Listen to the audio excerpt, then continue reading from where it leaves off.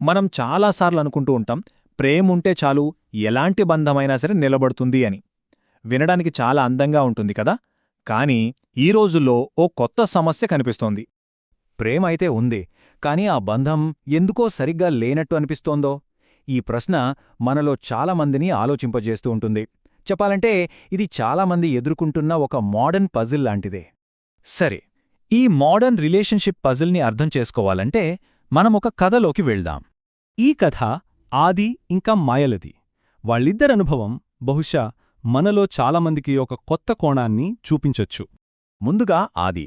తను ఒక creative designer. తన బ్రెయిన్ ఫుల్ యాక్టివ్గా, సృజనాత్మకంగా ఉండేది ఎప్పుడంటే రాత్రి 11 దాటిన తర్వాత. మరోవైపు మాయ. తను ఒక ఫిట్నెస్ కోచ్. తన రోజు పొద్దున్నే 5 గంటలకే మొదలవుతుంది. చూశారుగా, ఇద్దరి ప్రపంచాలు, వాళ్ల దినచర్యలు పూర్తిగా వేరు. వాళ్ళ షెడ్యూల్స్ ఇలా పూర్తి ఆపోజిట్గా ఉన్నా కూడా వాళ్ళ మధ్య కనెక్షన్ చాలా స్ట్రాంగ్గా ఉండేది. గంటల తరబడి లోతైన సంభాషణలు, ఇద్దరికీ ఒకే రకమైన విలువలు, నిజాయితీకిచ్చే గౌరవం, వ్యక్తిగతంగా ఎదగాలనే తపన, ఇవన్నీ వాళ్ళను చాలా దగ్గర చేశాయి. అందుకే మనమొకరికొకరం పర్ఫెక్ట్ మ్యాచ్ అనుకున్నారు. కానీ వాళ్ల జీవితాల లయలు, అంటే ఆ రిథమ్స్, ఇలా వేరువేరుగా ఉన్నప్పుడు ఏం జరుగుంటుంది? ఇక్కడే అసలు కథ మొదలవుతుంది. ఒకరోజు ఉదయం 7 గంటలకు మాయ చాలా ఎనర్జీతో, ఉత్సాహంగా ఆదికి కాల్ చేసింది. గుడ్ మార్నింగ్ అని చెప్తూ తన రోజు ఎలా మొదలైందో పంచుకోవాలని అనుకుంది. కానీ అటువైపు నుంచి ఏ స్పందన లేదు. ఎందుకంటే ఆ టైంకి ఆది ఇంకా గాఢ నిద్రలో ఉన్నాడు. ఇది వాళ్ల మధ్య తెలియకుండానే ఏర్పడిన ఒక చిన్న గ్యాప్ అన్నమాట.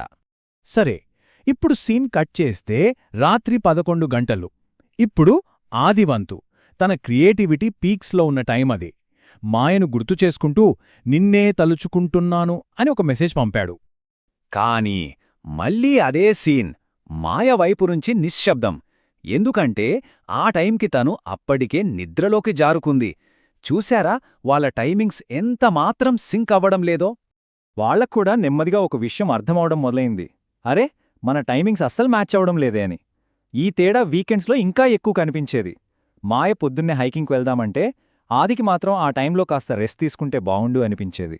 ఇద్దర్లోనూ ఒక రకమైన కన్ఫ్యూషన్ స్టార్ట్ అయింది. ఒకరోజు మాయ అడిగింది కూడా, మన మధ్య ఇంత ప్రేమ ఉన్నప్పుడు ఎందుకిలా కంఫర్టబుల్గా అనిపించట్లేదు అని. దాంతో ఈ సమస్యను ఎలాగైనా పరిష్కరించుకోవాలని ఇద్దరూ బలంగా నిర్ణయించుకున్నారు. వాళ్ళకి ఒక సొల్యూషన్ దొరికింది. అదేంటంటే ఒకరికోసం ఒకరు మారడానికి ప్రయత్నించడం. సో ఆది పొద్దున్నే లేవడం స్టార్ట్ చేశాడు. మాయ ఏమో రాత్రిలో మేల్కొనుంటానికి ట్రై చేసింది. కానీ ఫలితం ఏమైంది? వాళ్ళు అనుకున్న దానికి సరిగ్గా రివర్స్లో జరిగింది. ఈ బలవంతపు మార్పు వల్ల ఇద్దరూ ఇంకా అలసిపోయారు. అంతా ఏదో అసహజంగా, ఫోర్స్డ్గా అనిపించింది. ఇక్కడే కథలో ఒక అద్భుతమైన టర్నింగ్ పాయింట్ వచ్చింది. ఒకరోజు ఆదికి హఠాత్తుగా ఒక విషయం అర్థమైంది. అతను మాయతో ఇలా అన్నాడు, మాయా, బహుశా మన సమస్య ప్రేమలో లేదు, మన లైఫ్ రితంలో ఉంది. ఆ ఒక్క మాట, ఆ ఒక్క ఆలోచన వాళ్ళిద్దరి ఆలోచనా విధానాన్ని పూర్తిగా మార్చేసింది. సో ఈ కథ నుంచి మనం నేర్చుకోవాల్సిన పాఠమేంటి? అసలు ఈ లైఫ్ రిథమంటే ఏంటి? దాని గురించే ఇప్పుడు మనం వివరంగా చూద్దాం. అది మాయా కనుగొన్న ఆ ముఖ్యమైన విషయమే జీవన శైలి అనుకూలత. వినడానికి కొంచెం పెద్ద పదంలా ఉన్నా దీనర్థం చాలా సింపుల్. ఇద్దరు మనుషుల డైలీ రొటీన్స్, వాళ్ల ఎనర్జీ లెవెల్స్, వాళ్ల ప్రయారిటీస్, ఇవన్నీ ఒకదానికొకటి న్యాచురల్గా సెట్ అవ్వడమన్నమాట. ఈ రోజుల్లో రిలేషన్షిప్స్లో ఎమోషనల్ కనెక్షన్ ఎంత ముఖ్యమో ఇది కూడా అంతే ముఖ్యం. ఆ విషయం అర్థమయ్యాక ఆది, మాయ ఒక చాలా మెచ్యూర్డ్ డెసిషన్ తీసుకున్నారు. అదేంటంటే ఒకరినొకరు మార్చాలనే ప్రయత్నాన్ని పూర్తిగా ఆపేశారు. ఈ నిర్ణయం వాళ్ల మధ్యున్న టెన్షన్ను తగ్గించింది. అప్పుడు వాళ్లకి క్లియర్గా అర్థమైంది, సమస్య ప్రేమ లేకపోవడం కాదు, కేవలం జీవనశైలి వేరుగా ఉండటం మాత్రమే అని. ఓకే, ఇప్పటి వరకు కథ చూశాం. ఇప్పుడు మన జీవితానికి అన్వయించుకునే కొన్ని ప్రాక్టికల్ విషయాలు చూద్దాం. మన లైఫ్లోని ఎలా కనుక్కోవాలి?